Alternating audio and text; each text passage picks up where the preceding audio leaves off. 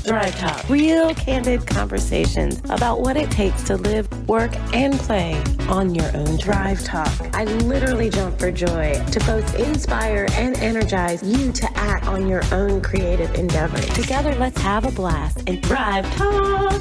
Thrive Talk. Thrive Talk. I just love Thrive Talk. That first one was pretty easy. Oh, sure. Easy breezy. Nothing to it. Our goal today is to not break anything. Yeah, that was kind of ooh. It's okay. Look, we decided we're going to put the recording equipment in my lap now. So that's where that's going to go. All right. So, hi. Welcome to episode 2. Number 2. Number 2 of Thrive Talk. Dose. It's hard to believe it's been a whole week. No. Feels like Time flies. Feels like I mean, God, like 5 minutes ago or something. I know, right? Yeah. I know. I've been kind of thinking this whole time that I was like, man, one of my like big things that I want to do at this, like, and I think every podcast wants, is just to make sure that I'm giving people enough valuable information, and it's really important to me. So I really want some feedback from the people, so I'm giving them what they want, because I've got a lot to offer. I just don't always know exactly what it is they need. So. Well, let's talk about how to give feedback then. Okay. So how I'm listening to this now and I'm like, I got some feedback for you. Get that dog out. No, I'm just kidding. Sorry about you. No, say I'm listening right now and I want to give you some feedback. What's the way to do that? How do I do that? One of the most direct contacts with me is go onto the website and you can download one of our freebies. The links are everywhere, jenoken.com/Thrive Talk. And you'll get an email once you download those. And if you directly respond to that email and ask me anything you want, give us any kind of feedback, I'll hold a conversation with you there. I love that kind of stuff. It's just because I'm so ready to know what it is our listeners are wanting in where they're at in their journey, because this is all about them. I've taken the journey. I think that, the last episode we talked about the 20-year journey a little bit, and just being in a space where I've experienced the highs and lows. I've experienced the fails, which is kind of what we're going to get into today, that I don't believe that there is ever a true fail, especially when you're moving through purpose and moving towards something that you feel really strongly about, or you're really good at, or whatever that looks for you on a creative business, entrepreneur space. There's no fails. And I think society, our places, our place now is seeing that we have so much to learn from what is considered a mistake. And I would like to negate that even more. That's really interesting, Jen. Thank you. No, so I think that's really the important part here, is having that two-sided conversation. This isn't a talking to, it's a talking with. So also social media would probably any be comments, a good way. Yeah. Private messaging me. I'm okay with that. I know a lot of people don't like to have show too up many at her house, just walk in the door. She'll probably give you the code. There is a little bit of truth behind that. Yeah. So let's talk about what we're getting into today, because you said you're excited to talk about it. So I'm very excited. Jump right in. Yeah, I mean, I really want to talk in and hone in on the vision. What is your vision? Right. Ask yourself the questions and actually sitting with them and understanding what it is that you really want to do and how that looks. And a lot of things for each person that will dictate how they perceive their vision, different elements in their personal life, responsibilities that they have to hold to, a lifestyle that they want to live. That's a part of your vision. Who you want in that circle of friends, that's all very important in the vision, and getting as detailed as possible is clutch. Yeah. And actually writing it down. I mean, do you write down your vision? Have you ever written down a vision, Sam? So, I have not been very good about that in the past, but I'm definitely starting to try and do that. I have started to try to outline some things, and I do find myself able to focus on it a little bit more when I actually start putting pen to paper and looking at what I'm trying to say. And it doesn't have to be pen to paper. It could be a recording. Right. It could be a video to yourself kind of thing. Mm-hmm. But the fact of the matter is, when you actually define it, the first thing you need to say to yourself or to understand is that nothing is finite. We are organic, ever evolving, and we have the right to change our mind at any time, in any conversation with ourselves or with anybody else. Yeah. But to write it out, speak it out, give it life in some way, you then have the opportunity to see it and make a commitment to it. Mm-hmm. You had us do a vision board earlier this year, and that was my first time ever doing one, even though, this is not a new concept. People have been doing this forever. And so I don't know what took me so long to get around to doing it, but I found myself as like a couple weeks after doing it, I was like, okay, I want to do another one now and focus in on this and focus in on that. You had immediate results from doing it. Yeah. And it was just that energy, that joy that you put in, surrounding yourself with a team, with your community, Right.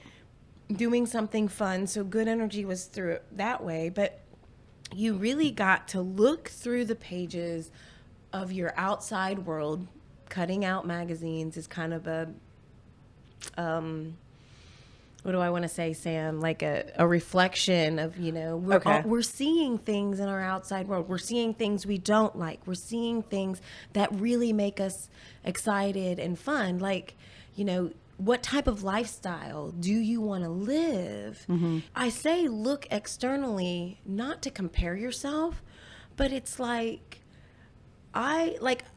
I have an idea of what kind of car I want to drive. Okay. And that's kind of a legit thing. I know a lot of people are flashing and putting themselves next to Lamborghinis and this and that brings them into a reflection that they have such a great life. No, there's a certain luxury and a feel because I'm in my car a lot traveling. Yeah, you are. And I want to be comfortable. Mm-hmm. And so that's like, it's the feeling that I have.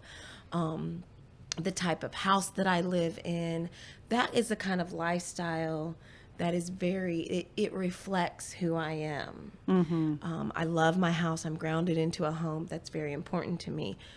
Traveling for pleasure, it is there in my vision, but it's not necessarily something, because I want to do it with a partner. Mm-hmm. And right now I'm not with somebody.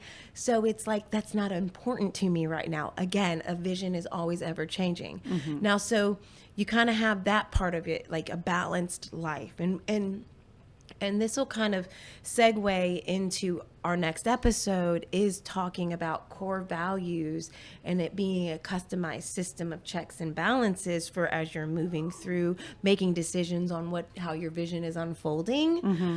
But one of my core values is a balanced life. So I work hard. I work efficiently. I work fast. I have systems. But then when I'm not working, I'm turned off.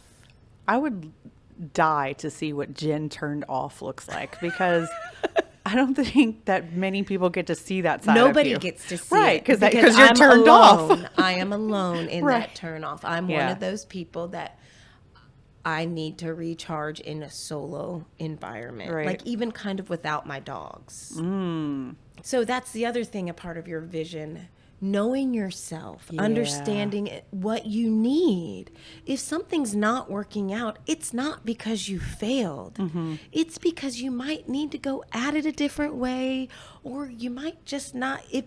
And when we have a vision and we start cultivating our core values, you have this system to check against. Okay, do I really want to go to this this community event? Is volunteering this way good for my soul? Because volunteering is great for your soul, but you got to find the type of volunteering that's good for your soul. Right. Taking pictures is very good for my soul, but what type of photos do I need to take that's going to cultivate that passion and that celebration and that excitement that photography gives me? Not every type of photography does that. So when we're moving through our vision and how it looks, we have to know ourselves in such a way that we can understand what it is we do and don't want. And in my lean in exercises, I work people through the, having them think about lessons, times that they felt like they failed, to experience what it is that brings them back into knowing what it is they want. Sometimes we have to know what we don't want. So, what's so funny is, we're gym buddies, and after we go and do our workout, we sit and have a cup of coffee out in the little lobby area and journal a little bit, because for me, we go swimming, and so I spend that whole time just kind of thinking about stuff, and stuff pops up. And so then I write it down afterwards, and it's like a nice little download. A nice little download before I start the day, so I don't just keep ruminating on that all day long. So the thing that I got stuck on today and wrote down was about, I'm saying yes to a lot of things. I've got some new clients that I'm working with, and I'm saying yes constantly. And so now I'm starting to say, well, when am I going to say no? And what am I going to say no to? Because where's my boundary? Where are my lines? Right now, I haven't had any reason to say no because there's nothing I wanted to say no to yet, but the no's coming, and I don't know what it's going to look like. And so I'm trying to create a vision of what it's going to look like. What does no look like? It's good to do that because you're creating the boundary. Right. To visualize what is that no, where is my boundary, helps you step into that confidence of being able to say no. Because when you say no to something that doesn't elate you, doesn't bring you joy, isn't a part of your vision, doesn't check back in with your core values, those kind of things, then you're gonna experience those, I put in quotation marks, fails. Yeah. So you're learning harder, kind of thing. So when you do that, it's very valuable, and that is part of a vision. Writing in your journal is part of the vision, as a form of visioning, and it is just setting yourself up for success. Now, the other flip side, and this is the balanced life, is I would put too much energy into the what ifs. When am I going to say no? Like you specifically? Yes, and I would go into that brain where it's like that's where I would say no, but then I would sit there and have the argument or the banter of a conversation that might never happen. Right. So you're spending too much energy. So you got to you got to give yourself a boundary too. Right. This is not where I need to go right now. But thank you, Jen, for giving me an opportunity to experience something that I do need to know that, at first for me it was, I would do it if I made this much money. And then I started making that much money at things, and I'm like, wait, now I don't want to do it at all. Yeah, it's like, I was having this thought recently as well, where I said to a client, I said an amount, they asked for my rate, and I said my rate, and I was like, they didn't flinch. And they're like, oh yeah, sure. And I'm like, dang, I should have asked for more, and I'm like, but if I would have said more and he wouldn't have flinched, then would I have gone, dang, I should have said more, where is that, I know. When do you get happy? And that's Where's beautiful. Happiness? Well, I think your happiness is into understanding what it is that you really want, and that's where Right. the vision happens. Do you actually put a price write down the actual price in your vision. Ooh. Right? No. Put that number on the vision board. Okay. And so they say, you're supposed to look at that vision board and, and to remind you and believe that you can have what it is you're asking for in your vision. But and that's beautiful. But the idea behind writing down your vision or doing a vision board for me is knowing that it's obtainable, even if I don't know how that looks, and letting it flow organically. I'm going to tell you, once I started just opening up to the idea that I could have a house that I wanted, I could get out of a condo and go into a house. I don't even understand completely what made that flip for me. Mm-hmm. But that mindset, that shift, it moved a lot faster.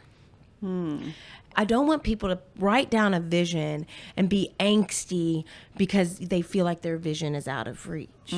Okay. So the idea behind it is it's got to be obtainable and believable for you, which is probably why your vision was so successful. You already knew in your heart that you could attain everything that you laid out on your board.